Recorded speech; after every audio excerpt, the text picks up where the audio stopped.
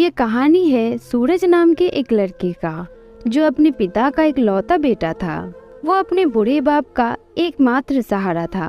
एक दिन सूरज अपने घर से कॉलेज जा रहा था, तभी रास्ते में सामने से आती तेज कार से उसका एक्सीडेंट हो गया। वो खून से लहूलुहान था।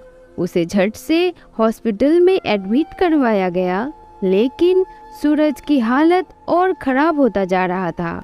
ऐसा देखते हुए डॉक्टर ने तुरंत एक स्पेशलिस्ट डॉक्टर को तत्काल सर्जरी के लिए बुलाया।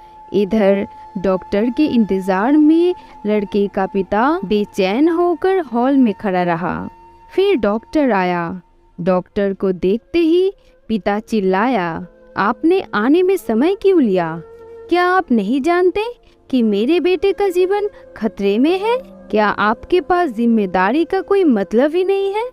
डॉक्टर मुस्कुराया और कहा, मुझे क्षमा करे, मैं अस्पताल में नहीं था और मैं जितना जल्दी हो सके कॉल प्राप्त करने के बाद हॉस्पिटल आया, और अब मैं चाहता हूँ कि आप शांत हो जाए ताकि मैं अपना काम कर सकूं।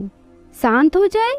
तब सूरज के पिता ने कहा, यदि आपका बेटा अभी इस कमरे में होता तो क्या आप शांत होते? अगर आपका अपना बेटा मर गया तो क्या करेंगे आप? पिता ने गुस्से में आकर कहा। डॉक्टर फिर मुस्कुराया और उत्तर दिया, मैं कहूँगा कि आप इस वक्त भगवान से प्रार्थना करें। डॉक्टर जीवन को लंबा नहीं कर सकते। जाओ और अपने बेटे के लिए प्रार्थना करो। हम भगवान की कृपा से अपना सर्वश्रेष्ठ प्रदर्शन करेंगे। तब पिता ने कहा, जब हम चिंतित नहीं होते हैं तो सलाह देना बड़ा आसान होता है। सर्जरी में कुछ घंटे लगे, जिसके बाद डॉक्टर खुश हो गया। आपका बेटा बच गया। और पिता के जवाब की प्रतीक्षा किए बिना डॉक्टर ने बोला, यदि आपको कोई प्रश्न है तो नर्स से पूछे। ये बोलकर डॉक्टर अपने रास्ते पर चला गया। इतना घमंड!